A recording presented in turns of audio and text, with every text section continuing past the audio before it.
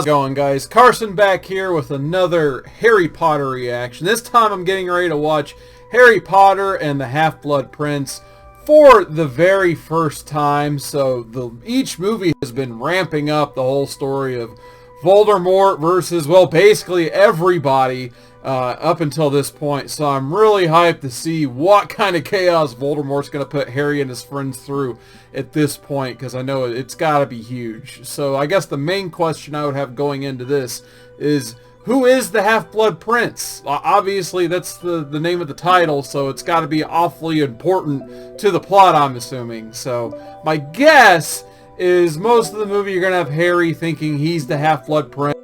He's going to be told something about some sort of prophecy involving this character. And then something's going to happen. It might turn out to be like Voldemort was actually the Half-Blood Prince all along and not Harry. And then more bad things are going to happen, basically. So my other prediction is, I talked about in my original Harry Potter 1 review that there was one spoiler that I knew that was going to happen throughout the entire franchise, and it's probably going to happen in the movies, let's be honest. Like, Sirius Black kicked the bucket in the last one, so another big character in Harry's life is going to have to get taken out probably in this movie. I think Dumbledore is not surviving this one, and I think Snape's going to be the one to do it, like the big spoiler I knew about going into this. So I think this is the one where Snape is going to kill Dumbledore. Why he's going to kill Dumbledore, I have no idea, and that's why I definitely want to see if this is going to come to fruition in the movie franchise, like apparently it did in the book franchise. So, Snape, played by Alan Rickman, one of my favorite actors in the whole franchise. I'm very curious to see what's going to happen with Snape to make him need or want to kill Dumbledore. Has he been a sleeper agent for Voldemort this whole time? Or what's going on there? Or is Dumbledore and the Order of the Phoenix going to come back and not have the same agenda as Harry and his friends?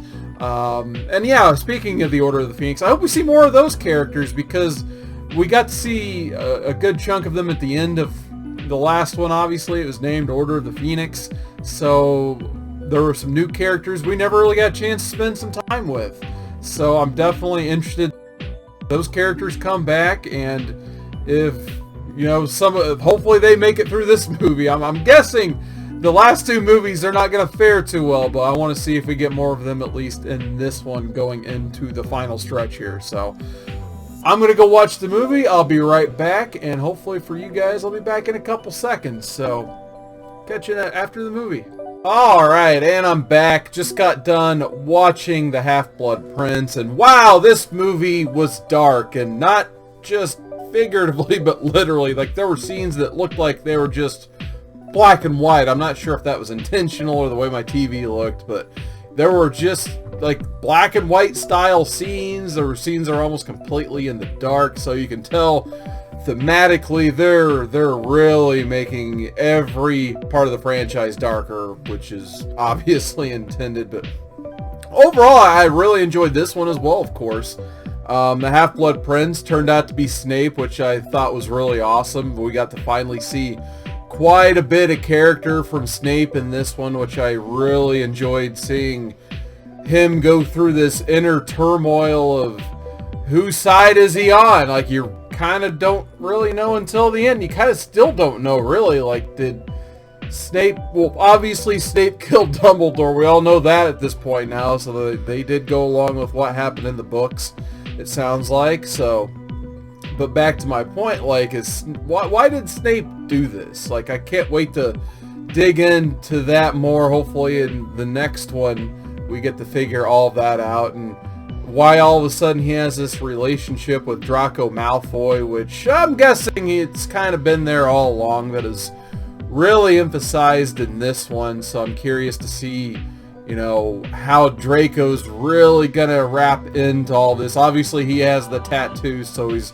sworn to serve Voldemort, which I was surprised we didn't get like hardly any Voldemort at all in this one. I mean, obviously he's name dropped a ton in this, even though you're not supposed to mention his name, but it was really Bellatrix who did all of the heavy lifting in this movie, which I did enjoy. Helena Bonham Carter as well in this. Like, she's just such a great bad guy character in the Harry Potter universe. Really enjoyed the scenes with her. Like, every time she showed up, she just ended up burning someone's house down. Like, the Weasleys, their house you get to see in every one of them. Now it's gone, and poor Hagrid doesn't have his little shack anymore. That thing got burned down. So lot of bad guys doing bad guy things here. So fully expected at this point.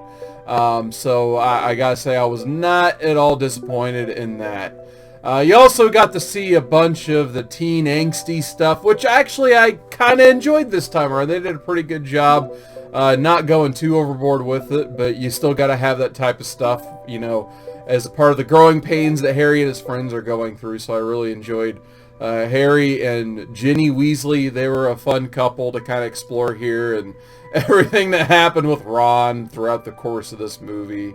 That was a lot of fun. And Hermione's journey as well. So, and always special shout out to Luna Lovegood. Even though she has the name of a Bond lady for some reason, every time she's on screen it gets a chuckle out of it because she's always doing something really weird or crazy, or she just stands out no matter what she's doing. She could be the background extra and wear this like lion hat that it has nothing to do with anything. It'll just get you to notice. So I really enjoyed her character this time around, even though she didn't do a ton besides find Harry on that train at the beginning and then escort him to this ball when he didn't have a date. So still really enjoyed all of that. And then you get the whole big twist ending, like I said earlier, with Dumbledore going after these MacGuffins that he finds out about, and then turns out the last one was a fake, so it was all for nothing. He had to drink this torture water for nothing. But they find out about these MacGuffins through this like professor who's taught at Hogwarts before, and Dumbledore knows he needs to bring him back because the memories they have of this guy are somehow tainted. So they need to bring him back in to figure out how to defeat Voldemort, basically. And they find out about the Horcruxes or whatever they're called, and now they know they got to go after them in the next movie.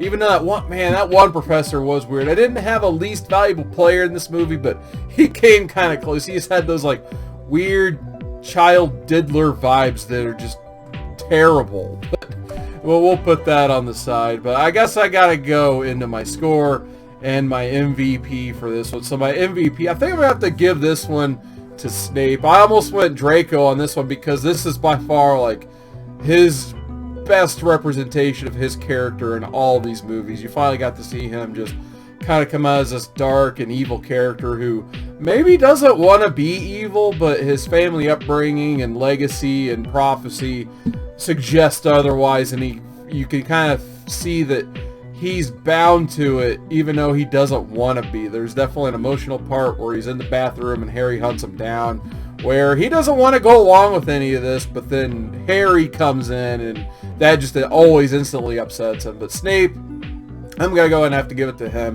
When it turned out the reveal was he was the Half-Blood Prince and he was the one who wrote all these great spells, and Harry tried to use them against him, and he's just like, nope, those are my spells, I'm the Half-Blood Prince, too bad, so sad. And like I said, you finally get to see something from him. They've been kind of having him on the back burner in all of these other movies, and finally he's the one you either is going to trust or break that trust, and he makes his move finally. So I really enjoyed the ending with him and what we're going to find out past this movie about him. He's definitely one of the more compelling characters to me. Like, it's cool having, you know, the bright shining armor good guys like Harry and Hermione, and then the super evil bad guys, but I always like those characters right in the middle. I think they're the most interesting to me. But yeah, I'm going to have to give this one to Snape for sure. This was, I think, basically his title was the movie, so had to give it to him on this one. I think we'll go ahead and give this one, we'll say an 8.5 out of 10. Overall enjoyment, like I said, I enjoyed it really well. Not on the level, in my opinion, of Order of the Phoenix and Prisoner of Azkaban. I enjoyed those movies just a little bit more, so I wanted to give it a score just a little bit below that.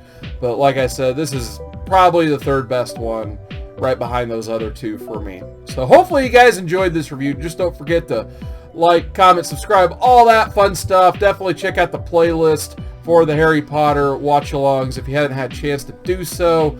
But until next time, big thank you guys for watching.